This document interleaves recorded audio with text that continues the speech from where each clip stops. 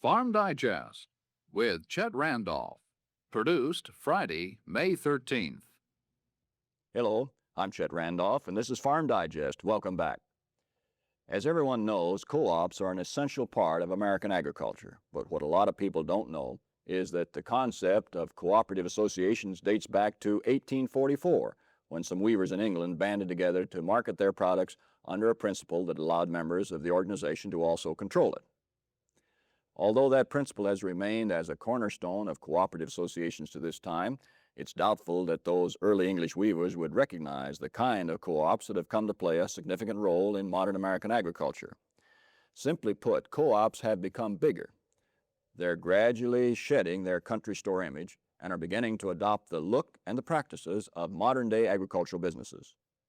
As that's happened, co-ops have also become the subject of both private and public sector concern about their overall strength, concern about questions of possible market dominance, questions basically about their correct role in America's changing agricultural world. Well, those questions are of concern to us, and in this edition we'll be taking a look at the role and practices of America's agricultural cooperatives. We'll have a special report on the recent Farmland and Farmarco merger and what it means for other co-ops and their private competitors. We'll also be talking with the president of one of America's largest diversified cooperatives and with an official of the USDA about its proposal to allow cooperatives to receive federal price supports for wheat, corn, and other feed grains. But before we do that, let's turn to our regular market analyst, Bob Anderson, for comments on the commodities. And Bob, what are we going to see in soybeans next week, do you think? Well, it's almost a guess from here. The wild gyrations that we're getting are primarily due to the fact that the May option is going to go off the board next week, and those processors or those people that are going to need beans this summer will probably be taking delivery on the May option rather than July to assure themselves of a quantity for summer. So I think it's going to be pretty wild for the balance of next week. So you'd watch the May option and how it works, and also I presume Europe, how aggressive they are. Europe came in the last 2 days and has been very aggressive, and people are laying in supplies just in case. Okay, Bob. Well, before we go on, let's look at what happened on the commodity markets this week. Monday, it looked like once again soybeans were going limit down, but buying came in and they soared up nearly 50 cents from their low. Little buying in Europe and reports the Brazilian government wanted sales on the books sent prices back down to their lowest level since the 1st of April. Aggressive buying of meal and beans in Europe and a ruling favorable to the Hunts took beans up the limit Thursday and Friday. Wheat hit yet another new low, down to $2.48 Tuesday. That's a near record low of 9 cents over corn. The USDA's estimate of a smaller crop than expected and reports of a Russian team coming to the U.S. caused many who had sold to take profits. That sparked the sharpest rally in wheat in 6 months, but most of the gain was lost Friday. Corn also plunged to the lowest level in recent years, hitting $2.39.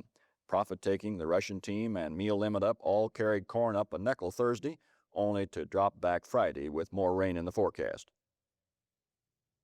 Bob, do you think we've seen some bottoming action or just a rally in a down market on this corn? Oh, I think we're seeing a bottoming action. I'm not sure that the prices we're seeing today are bottom, but for our viewers that have corn, this is not the time to sell corn. It's the time to close the bin up and let's see what happens here.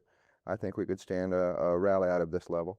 And are we primarily a weather market? Is there really much else? That's just about it, isn't it? Yeah. So everything's in the market. We know we're going to have a big crop if we have good weather. We know about what the exports are running and what we're using domestically. So we always lose a crop 2-3 times. Right. So we're getting ready to do that. We had the cattle on feed report today. Let's look at those figures, Bob, and then I'd like to get your analysis on it. We see on feed 96%, placements 102%, and the number marketed 103%. How do you analyze it, Bob? Well, I think one of the things that we need to look at is the placements at 102%. 102% for compared to last year in April, and you've got to remember April 76, we had record placements of cattle. Everybody got very bullish right then, and cattle were going into the yards. So that's something that causes me a little concern that would show in, say, the December on out. On the other hand, the marketing show that we're going to have some gaps, I think, in the beef market, and beef could be a bargain down here for the homemakers, and might be a time to go ahead and take some beef home. I think for cattle feeders, they're going to have cattle this summer ready. I think we're going to see some gaps in it and some higher prices. So you're optimistic that we'll see some better price ahead on cattle. Are we going to have to wait another week or two? Might we see another dip in here, or do you think that we've bottomed out there a bit this week? I think a lot depends on what the stores do for Memorial Day weekend and what they're specialing and so on. We could get some, if we get some good demand. And again, I want to put a note of caution in on the comment of higher prices. I say there's going to be some gaps, and that means it's going to be choppy.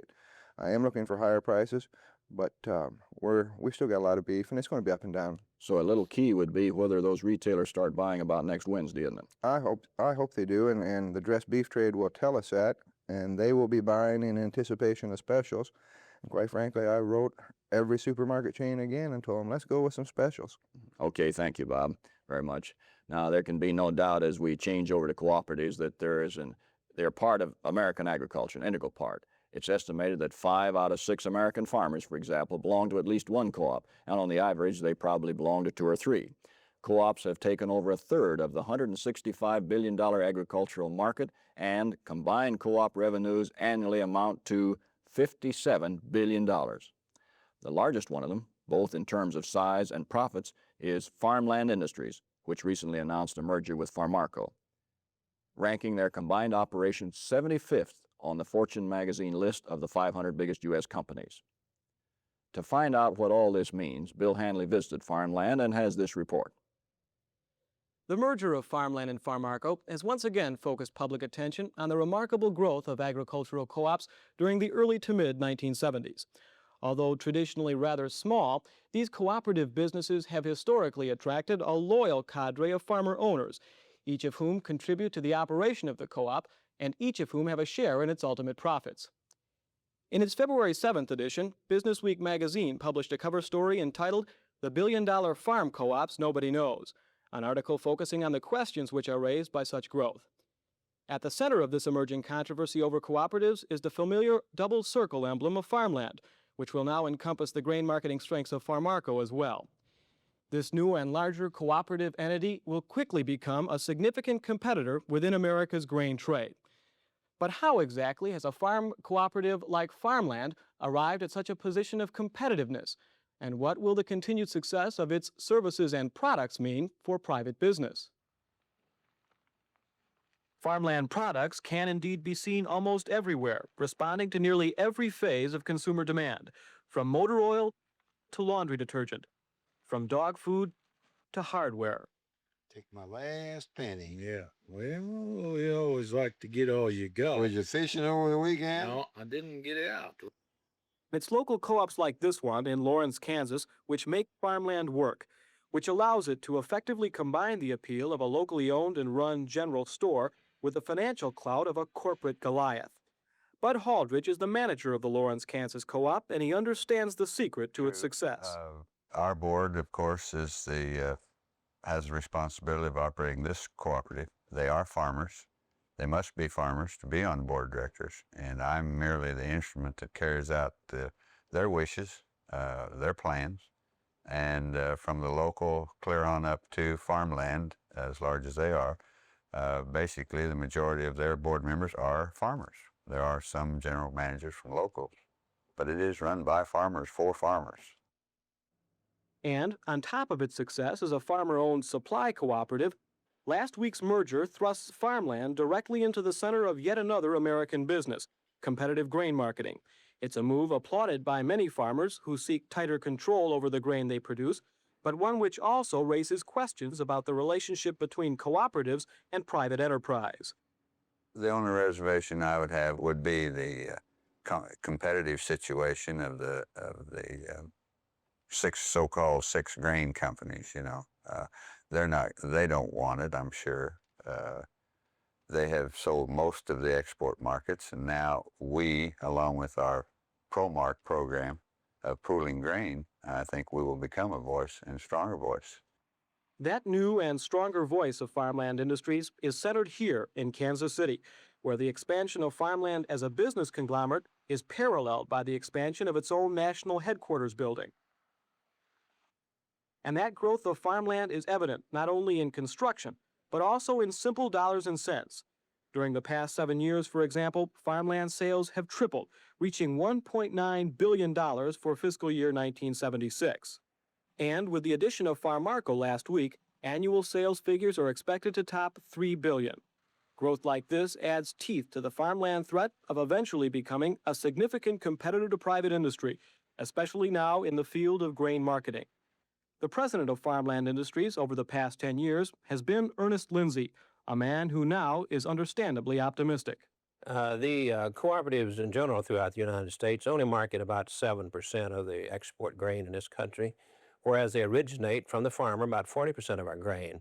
So there's quite a gap there, and it would be our objective for cooperatives to market overseas an increasingly large percent. Some of the major grain companies handle, say, up to 25% of the grain that's exported. So our long-range objective would be to approach that area of sales. But the real strength of farmland is to be found not only in its increasing size and diversity, but also in its sophistication. The same sophistication which has brought operating efficiencies to the largest private industries and which now is being used by farmland to coordinate its own many and varied business interests. We hook up all of our plants, warehouses, and other facilities. We do operational type work for those facilities. Our warehouses are all hooked up. Inventories are stored on the computer here. Orders are taken in the central order department upstairs. Of course, growth and sophistication, especially in a farmer cooperative, does spark criticism. Criticism over the inevitable loss of control by individual co-op members, and criticism by private competitors charging unfair competition. In the case of farmland and other large cooperatives, that latter charge is based upon what competitors argue is an unfair tax advantage enjoyed by the co-ops. We don't really look at it as a tax advantage because we're operating under the federal laws of the country, and whether it's a small cooperative or medium-sized or a larger one, it's all one and the same, and any group in the United States can really join themselves together in a cooperative venture, whether it be consumers. But despite the fact that co-op officials don't like to talk about it, co-ops themselves do enjoy a significant tax advantage over private businesses, which pay taxes on the dividends returned to shareholders. For co-ops' patronage refunds, the taxes are paid not by the co-op, but by the individual co-op member, a significant advantage to the co-op itself. Similarly, as co-ops continue to enlarge and diversify, antitrust questions are beginning to be raised. Questions which attempt to draw a line between small co-ops and large ones, between conditions which are simply beneficial to farmers and those which are considered detrimental to private business. Even at the local level, concerns over the future course of farm cooperatives are beginning to be heard. Oh boy. With farmland, I think probably one of the biggest problems they're going to have is to justify their size, which you did bring up, not only through some local areas, but nationally, legislative-wise, so that we don't get in the same shape that, and I say we again as agriculture cooperatives themselves, that we don't get in the same shape of being accused of controlling this, controlling that, as the other companies have been. And so, in the months and years to come, the watchword for America's agricultural cooperatives still appears to be growth, but cautious growth, growth which attempts to retain for the co-op at least the image of a small, locally controlled business, while attempting to develop the reality of a significant competitor to private industry. Recently, the USDA proposed regulations that would further strengthen the role of co-ops and make them even more competitive with the private sector. The proposal would allow some co-ops to collect federal price support loans for farmers who produce wheat, corn, and other grains, who would then distribute the money to their individual farmer members. 3 years ago, a similar proposal died under pressure from independent grain companies, and again this time critics are saying that such an arrangement could lead eventually to a co-op grain monopoly and to higher food prices. The cutoff date for public comment on the proposal is May 27th, and USDA officials expect a ruling about 10 days after that. We'll be discussing this proposal and other issues surrounding the growth of cooperatives with Ralph Halstead, who is president of Land O'Lakes Incorporated, and with Charlie Robbins, head of the co-op section of the Agricultural Stabilization and Conservation Service of the U.S. Department of Agriculture. But before we turn to our guests, let's see how co-ops have expanded their operations in supplying the farmer and increased their share of commodities marketed. Co-ops moved into selling gasoline in the early 20s. In 1965, they were providing about 25% of farmers' petroleum needs. And by 1976, co-ops had 40% of the farmer petroleum market. As sellers of members' commodities, co-ops have also grown, but by not as much. In 1965, co-ops were already selling 40% of the grain and soybeans produced. In 1976, that had not increased a great deal, only up about 2%. In the area where co-ops have historically held a strong dominance, they have grown even more. That area is dairy products. In 1965, farmers' co-ops sold 65% of the dairy products on the market. In 1976, they had increased that to 80%. And it's the dairy co-ops that have, so far, attracted the most attention, particularly in a Justice Department study released earlier this year. Ralph Hofstad, a fellow Minnesota cooperative leader, Darrell Moseson, who's Senior Vice President of the Farmers Union Central Exchange there, is quoted as saying that I fear for the public image of cooperatives if farmland proceeds with cavalier tactics such as the merger with Farmarco, which we think violates antitrust laws. Do you think it does? No, I don't think it does at all. I'm not sure what Darrell meant there, and sometimes these are taken out of context. I feel that the members pursued this. It was brought to the membership over a long period of time, was openly discussed, and the members of both organizations said, we want to do it. You see, this one is a little bit different because really farmland was never strong in grain, so they brought another element to farmland, and they did have some overlapping memberships. And to me, the membership there said, hey, we think we'll be stronger and do a better job of marketing long term when we put our talents together, and that's the democratic way to do it in a cooperative organization. The members there felt about how about cooperatives in other areas? Are they concerned this might bring on some problems for them in the areas of antitrust or the tax matter? Some have felt that way. I do not, because I feel that we have to be measured the same way that others. They've got to look at it and say, what will this do to share a market? Our size, if we look at any mergers, we have to get clearance ahead of time in Washington like other companies. They thoroughly investigated this situation there, and they would do that with the rest of us. So we have to be careful the same way and disclose what we're doing and why, so that there is not an effect in unduly enhancing prices and things which would not be in the interest of the general public. Charlie, how's the administration look at this? Are they concerned about mergers that then draw criticism from the private sector? Well, Chet, I can't speak directly on that. That would be a policy in the policy area, and I just don't have a feel for it.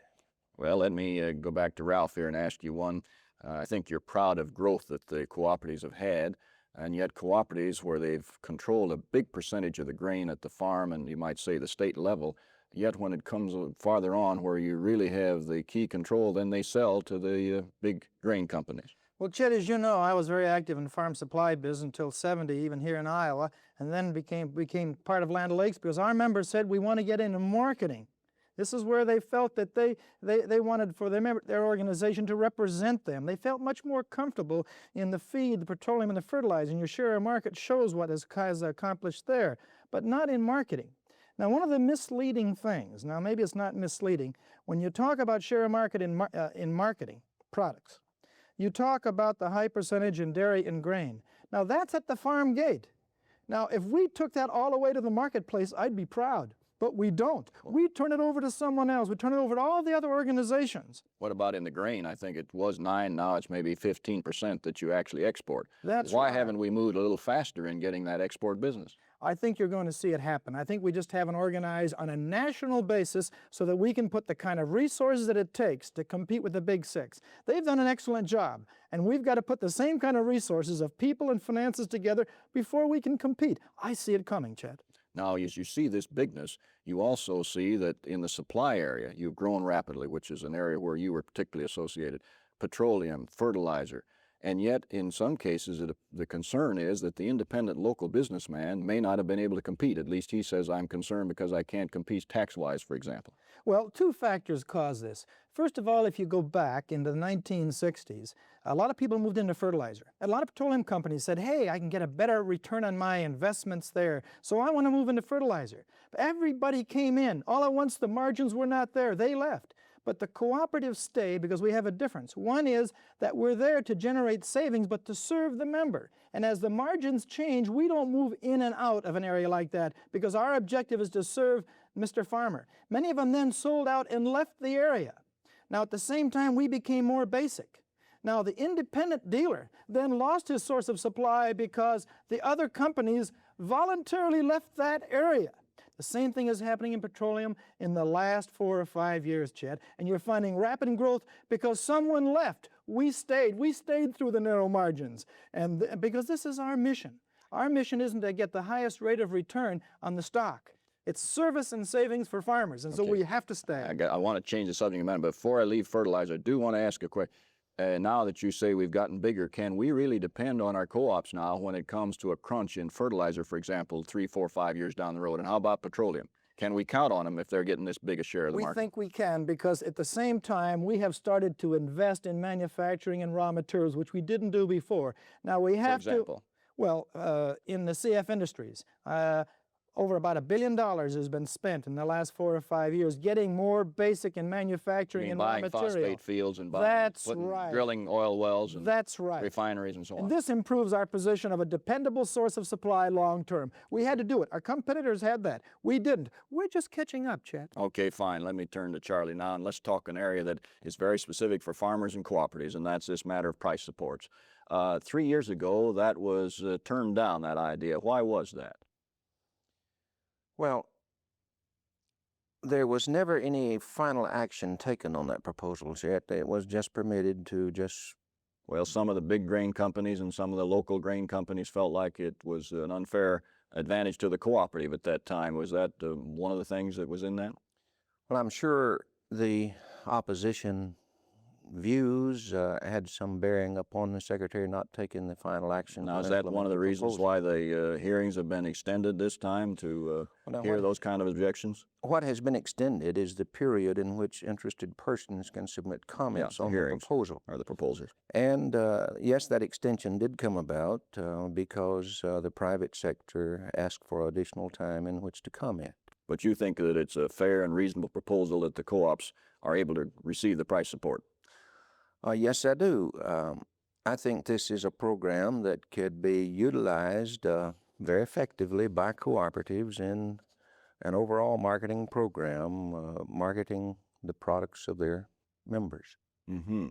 Do you think that the co-ops look forward to this? Presume that they're backing this proposal, aren't they, Ralph? Chet, they are, and I really don't have that in-depth background that our friend here has because we tend to specialize more in the dairy, the soy processing, and the poultry and not in grain. And I think that you need a grain co-op man to discuss it more intelligently than I can, but there is strong support in the cooperative Well, let's move to an area where you're very familiar, and that is we had the Capper-Volstead Act passed back in 1922. Yes. And they never dreamed of a co-op like farmland is now with $3 billion in assets.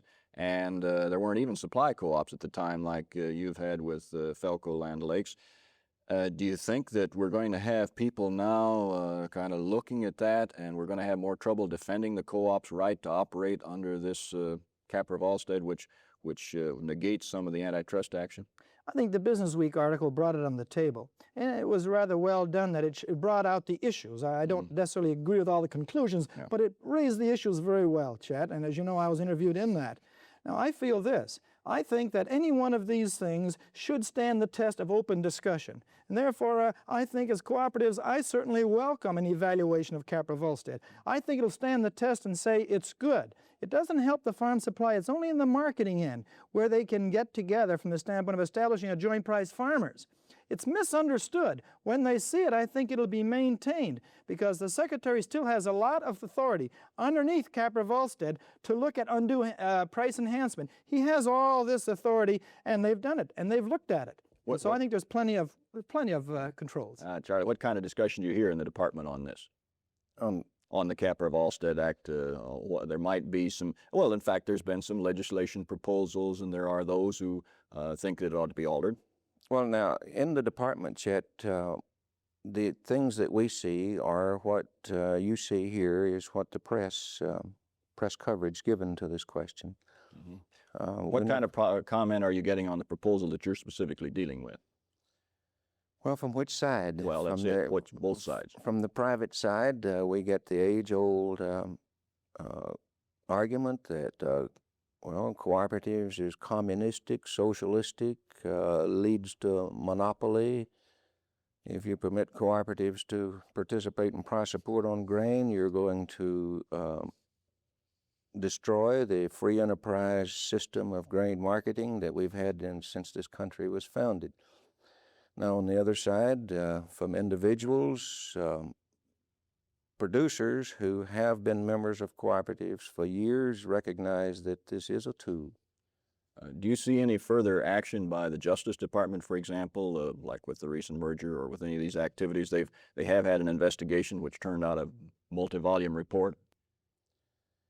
As it relates to our current proposal? That or just the whole issue of size, including the milk co-ops and all? I'm sure the Justice Department will continue to look at cooperatives. I think Ralph probably will bear me out that they are now looking closer more often at cooperatives than they have in the past, and I think this will probably continue. Ralph, two quick questions. One is the capitalization of co-ops. Members don't like to have their money stay in so long. They've got tax considerations in this area, and yet you're going to have huge capital requirements. Where are you going to go for that? Chet, that's really facing us right now. As we become more basic, integrate backward, we are finding out now that the conventional methods of financing are going to have to be modified. You're going into the main money markets? Well, this will be considered, but I also think there's an awful lot of money in agriculture that is not being tapped that they'll be able to tap. And we're looking at this very seriously, and I think maybe 6 months from now I'll be ready to talk to you more on it. All right, but we recognize we got some restrictions due to our past method of financing. I want to ask you this question because as we go to bigness, and farmers appreciate muscle, but then how does the individual farmer really participate and have a part in the decision making? We feel that we're more concerned every month about this, and that we have set up districts, and so that it is grassroots. We have systems where they can get right to our board Okay, and I'm sorry, confront. that is our time. Thank you very much, Ralph, and I'm sorry I didn't give you more of a chance to answer that question. Thank you, Charlie, also. And that's it for Farm Digest for this week. Now, before we go, we do have one final note. Next Saturday night at 7 o'clock, we'll be hosting a town meeting in Shenandoah, Iowa. And our guest will be Congressman Tom Foley, who is chairman of the House Agriculture Committee in Washington, and he'll be with us to discuss the major provisions of the new farm bill that you know is presently under consideration in Washington. Now, the public, that is especially those of you from Iowa, Nebraska, Kansas, and Missouri, are invited to this special presentation, which will be held at 7 o'clock now at the Shenandoah Community Theater in the City Park in Shenandoah. That's 7 o'clock, City Park in Shenandoah. Join us there, won't you? Until then, I'm Chet Randolph. Thanks for joining us, and have a good week.